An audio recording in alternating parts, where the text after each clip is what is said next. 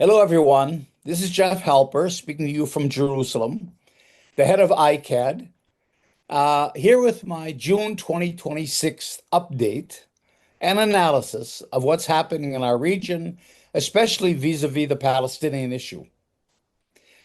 Again, and you're going to hear this almost in every update that I give and every talk, we have to put everything within a settler colonial analysis.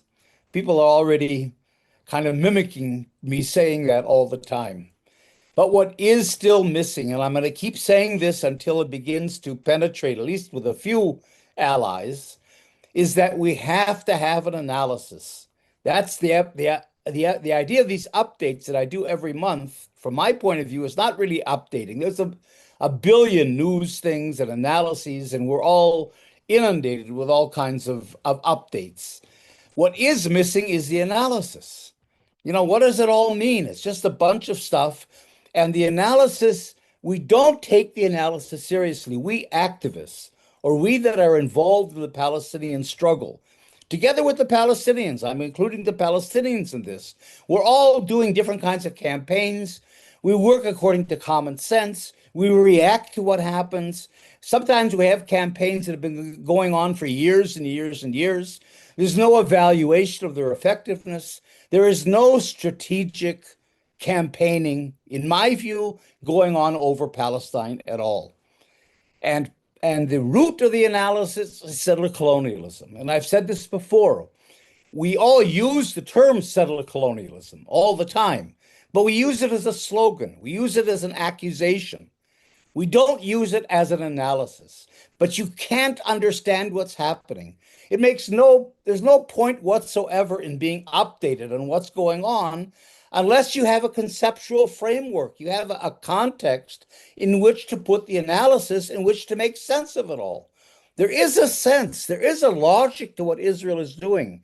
There is a logic to what's happening here. And unless we connect to that logic and bring that logic into our campaigning, and then, as I'm going to say at the end, and then begin to organize our campaigning around the logic of how do you stop settler colonialism and move on to Palestinian liberation, then really what we're doing is great activism maybe, but it has no long-term effect. And therefore, we should be having more webinars on this. There isn't any public discourse that I know of really around settler colonialism. I mean, that term has gotten out, but it's just taken, we say settler colonialism, okay, we said it, and now we move on to whatever we're going to talk about. And there's no analysis in what we're discussing in our different webinars and so on. Settler colonialism has been confined pretty much to the academic journals. There's a huge literature on it. It's very important. But first of all, I call on my fellow academics. This is what I try to do, to translate these academic articles and discussions into popular forms in which people can use. It's a terrible sin in academia to popularize. We're supposed to write articles. The articles go into journals that maybe 20 people read, and so on. And you contribute to the theory. That's the idea of academia. So if you ask an academic, usually, okay, great article, but nobody can read it. It's in a jargony language. It's in a arcane academic journal. It's not going to get out to the people. People aren't academics. They don't have that. Translate it. They'll say, no, that's not my job.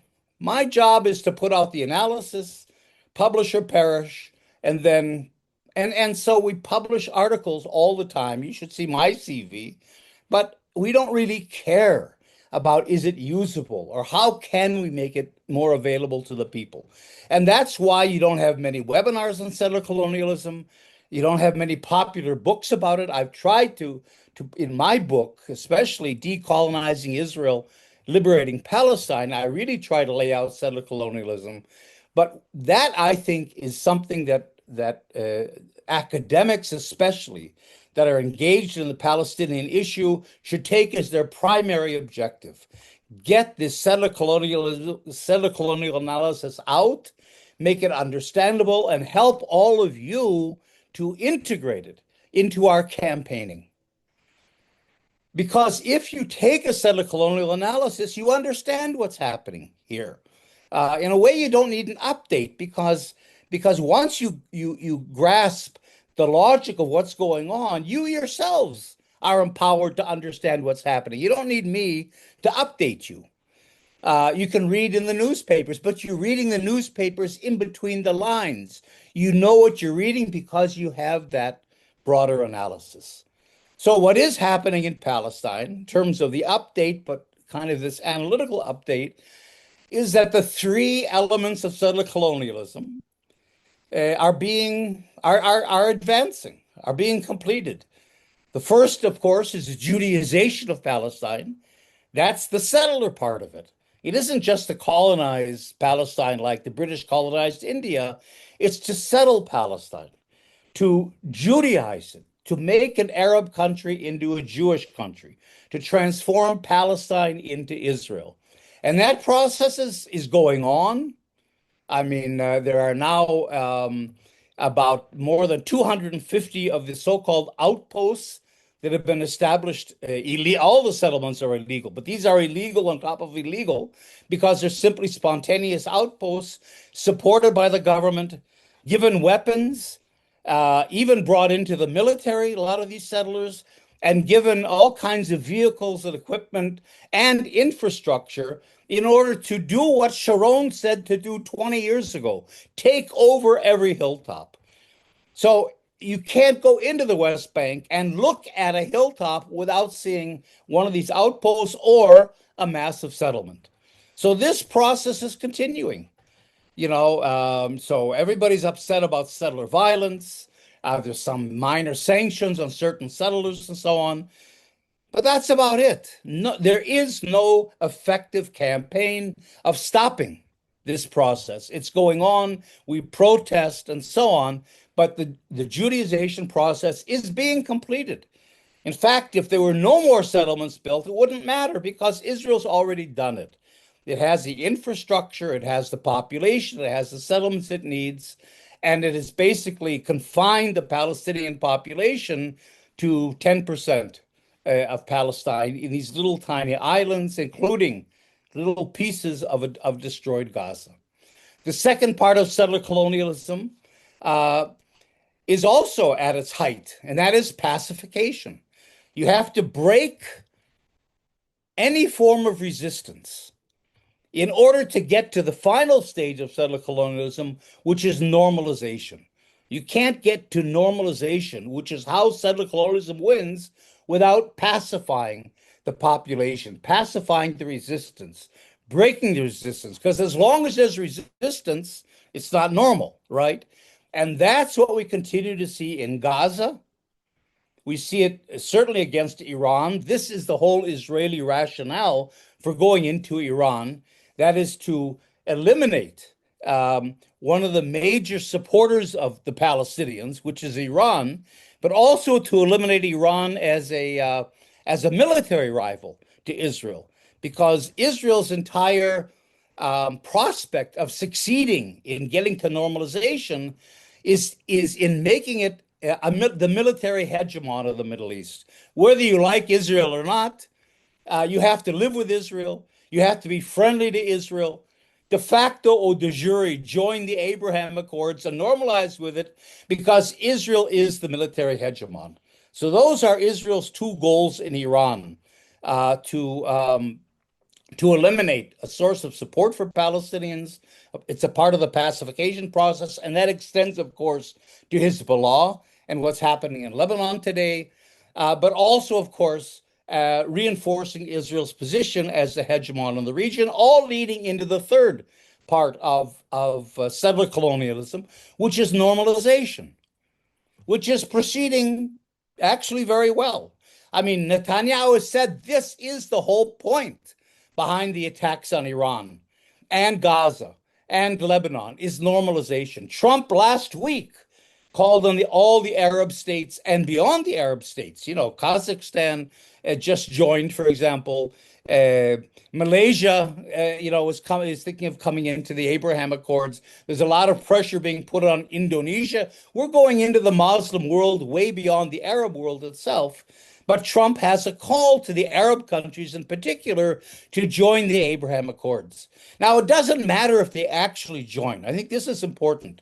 There was an article in Mondoweiss this week about, well, the Abraham Accords might not really succeed because,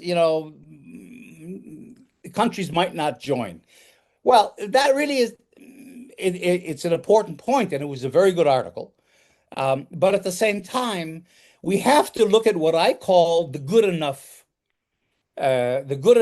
solution, or the good enough conclusion to what's happening today.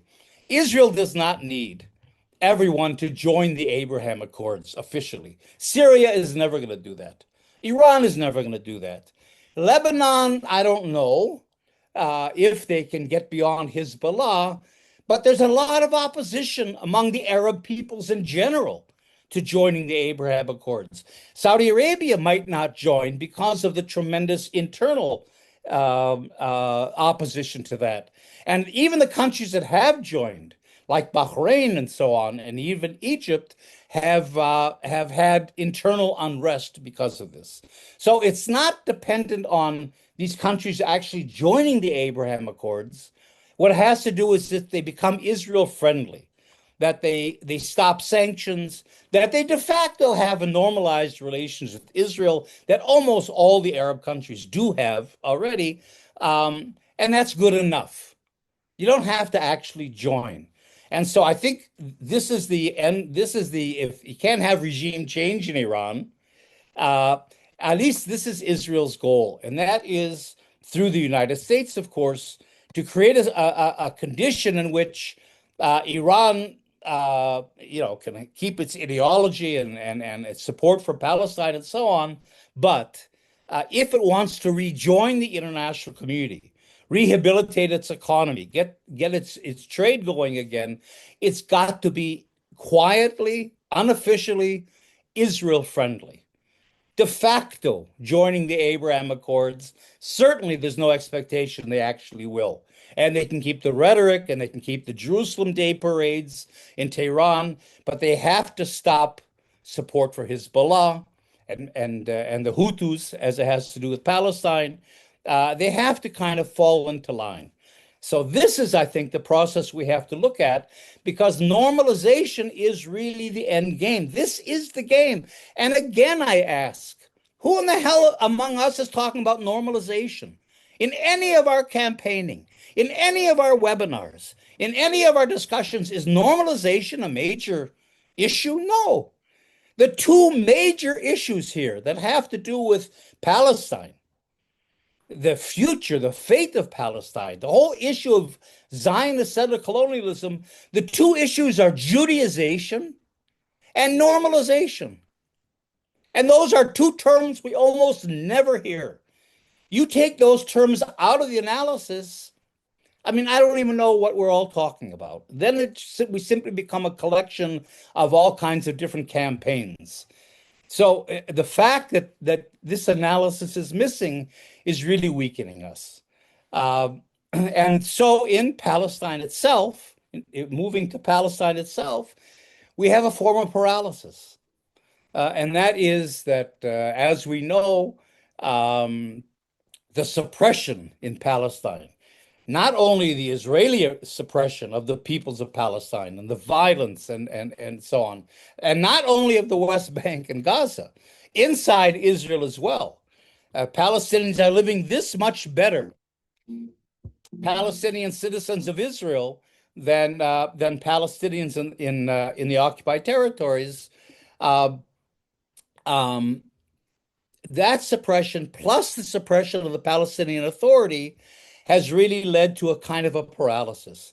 There are no functioning political parties. There is no more PLO. The PA has become a violent, suppressive collaborationist force in Palestine. And again, you have a kind of receding of the activism to either localize activism defensive on the ground, which is important, trying to fight the violent settlers, especially in the Jordan Valley, in the South Hebron Hills, Masafer Yatta, and so on. That kind of defensive action. Plus, there's a lot of human rights organizations, international law organizations, NGOs that are at work, and so on. Um, but there's very little actual movement, political organization in Palestine.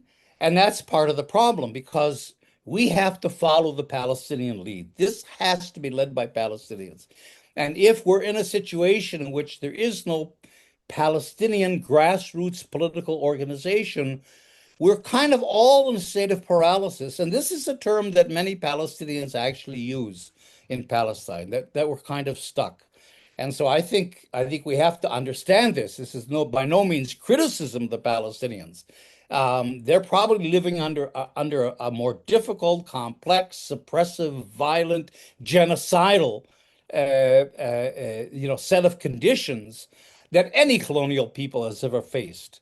But nonetheless, ICAD is trying to work with our Palestinian partners, trying to begin to develop a kind of a more of a grassroots leadership. I mean, we have the One Democratic State campaign that we're very involved with, but it's very hard for Palestinians, we have to say this, to come out politically. They're really caught between a rock and a hard place because if they don't come out politically and take leadership, the whole movement is paralyzed. But if they do, Israel and the PA know every single leader from the age of 12 up, and they're going to be killed or imprisoned, and so, we really have, well, I'm going to come back to that about how we can empower Palestinians.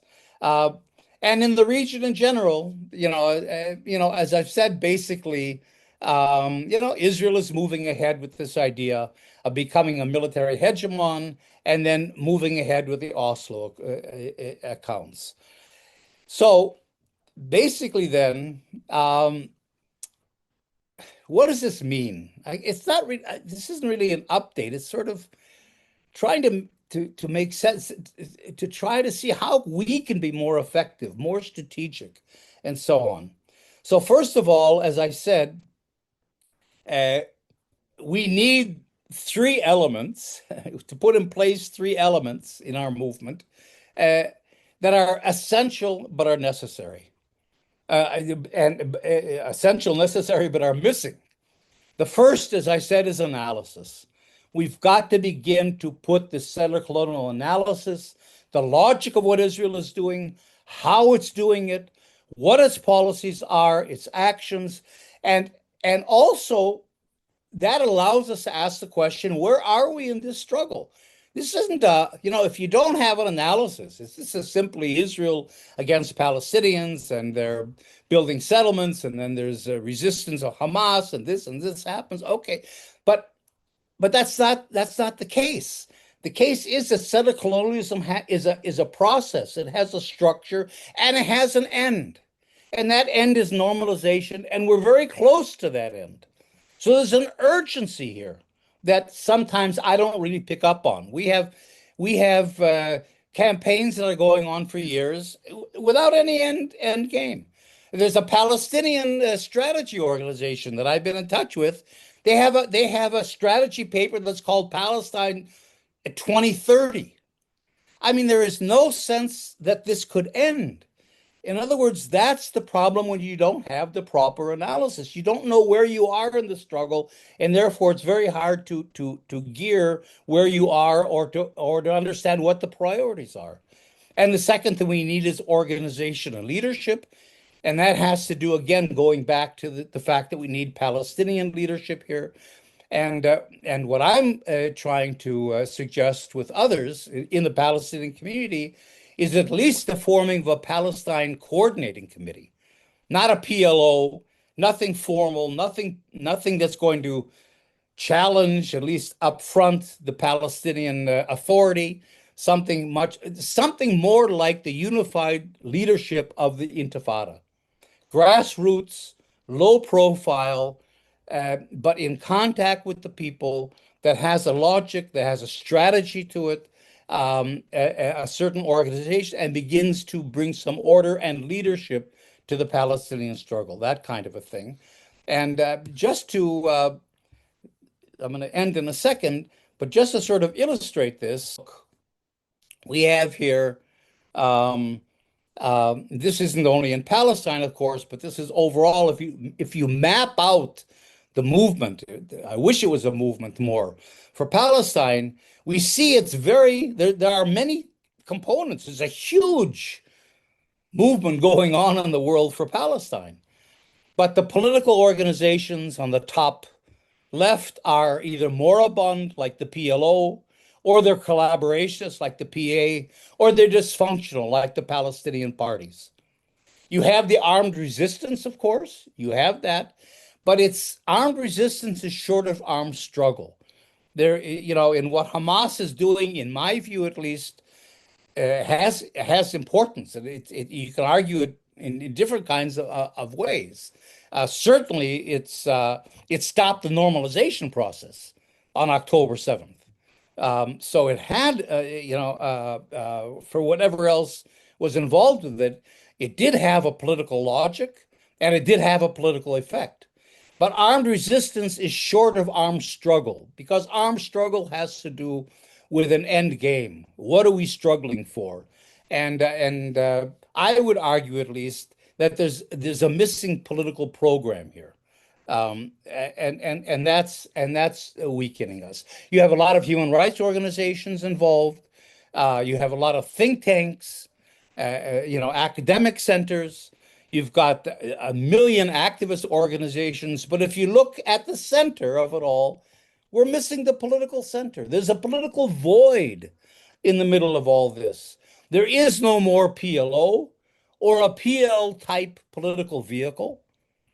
And we're missing and this is the minimum that I think we have to have, and the Palestinians have to put this into place, a Palestinian coordinating committee.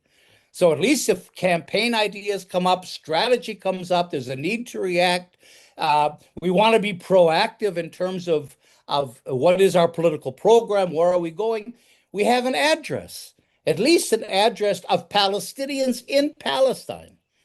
That piece is crucial. And I would suggest that maybe in order to navigate the suppression, that this kind of intifada type unified leadership Palestine coordinating committee be kind of established. We're missing a political program. How can you be in a political struggle with no program? Where are you going? What's your end game? That is missing. That was what we've been trying to work with the One Democratic State campaign about. And we, in fact, have a 10-point political program, which is a good basis. But nevertheless, there has to be more discussion among Palestinians over a political program. And what's also missing is engaged academic analysis and input that I mentioned before. And that is academics that don't only have the analysis, and they have the analysis, and don't only write articles, but are engaged with us, that help translate those concepts into terms that people can use, that are integrated into the movement. All right. If we put analysis in, this is a slide. I don't know if you can read it. That's entitled "If Analysis and Strategy Drove Our Campaigning, What Then Would Be the Priorities?" Think of all the campaigns out there. There's a million different campaigns. Every organization has its own set of campaigns. There's no coordination of agendas. Certainly nobody is really asking the Palestinians in Palestine what the priorities should be. And again, one reason is because of the political void. Who would you ask exactly? But if there was an analysis, and if there was a strategy, and if there was some kind of a structure to what we're doing and coordination, what then, in my view, would be the priority campaigns that we should be at this moment carrying out? I would suggest four. First of all, you've got to stop the settlement process. The Judaization is going on.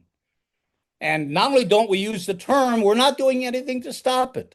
All right, we have some protests against settler violence, but that's a tiny expression of a much larger process. There are dozens of demolitions, home demolitions happening all the time.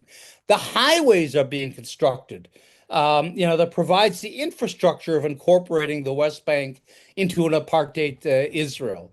The farms are being destroyed.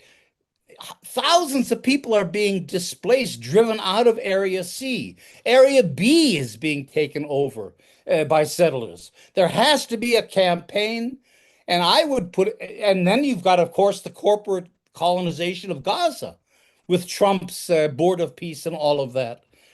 So one thing we could do, one problem is that there is no enforcement of international law. The international laws exist. Everything Israel is doing is illegal and could be stopped if the international community took its own laws seriously. It doesn't.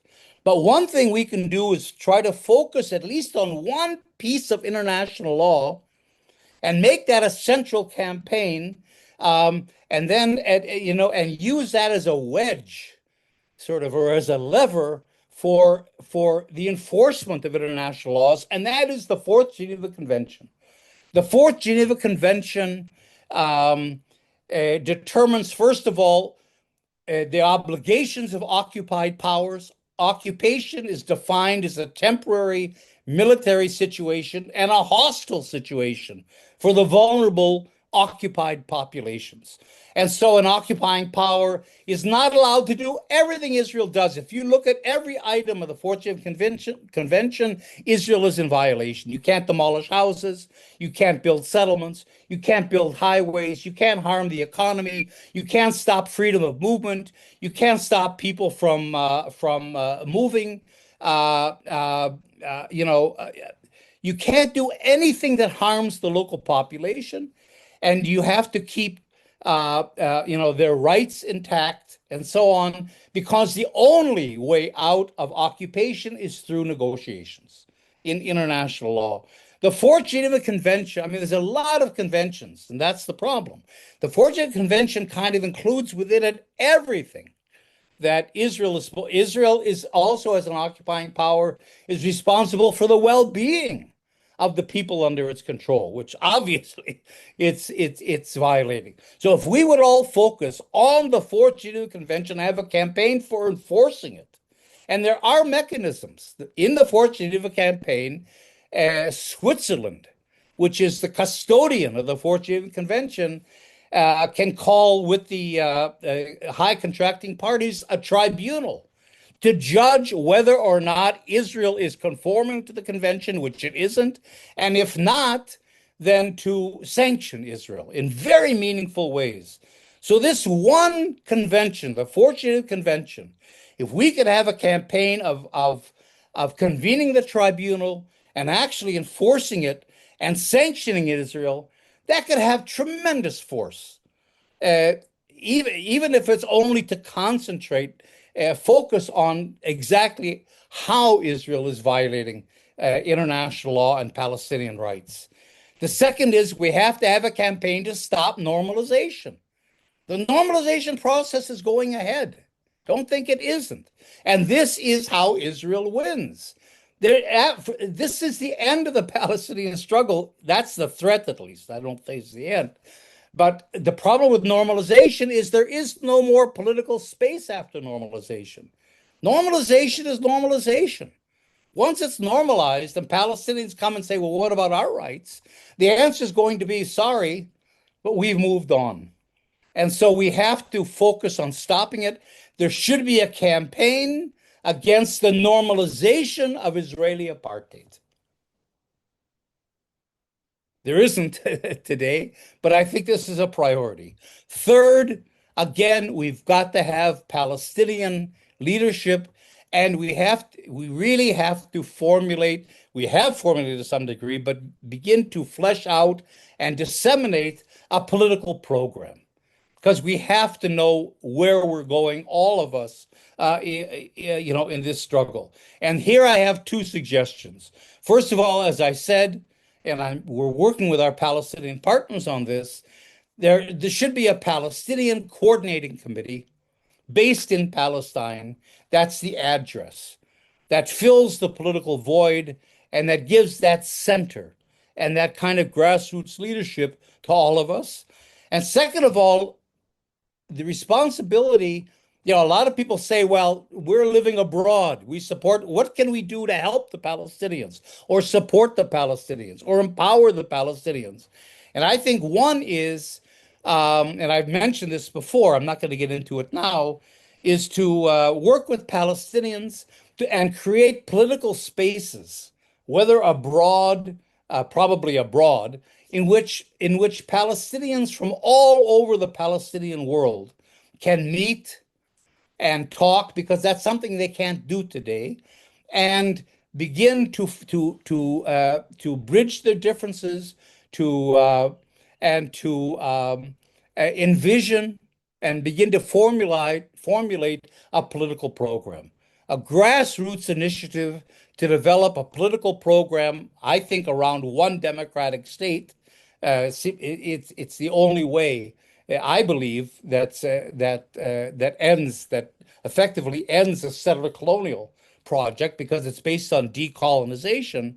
But that's something that the international, you all can do, because it's going to take resources.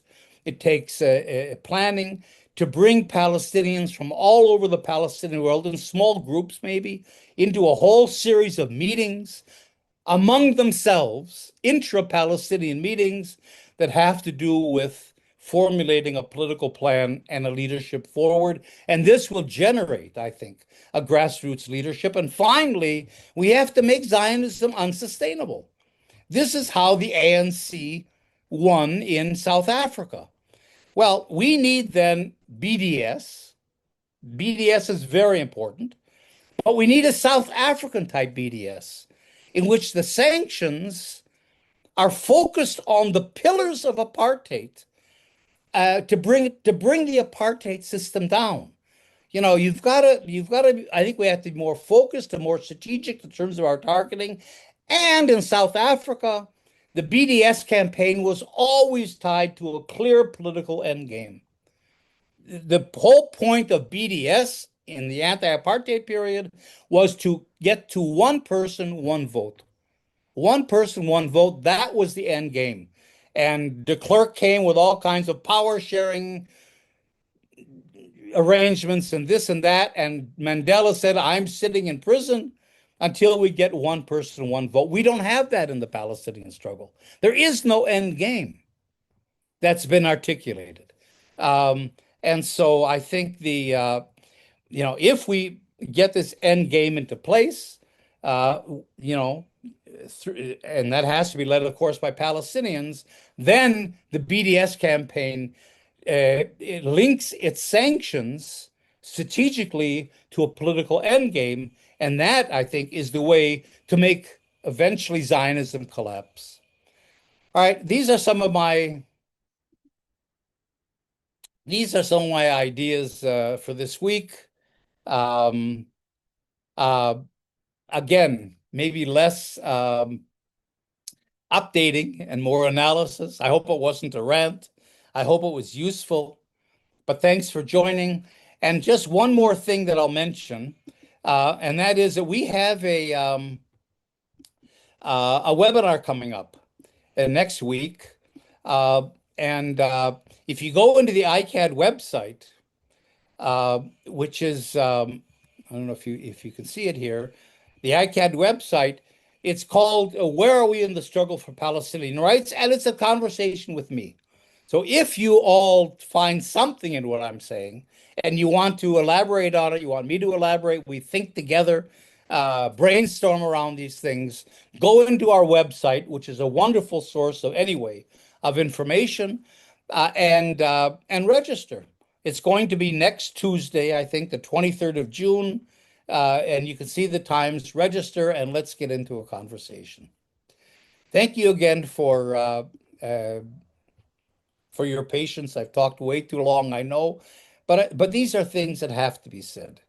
And I hope it begins to generate some kind of real dialogue and conversation among all of us and bring us closer to our Palestinian partners who are both isolated, but at the same time have to take the leadership as well. Thank you and talk to you soon. Bye.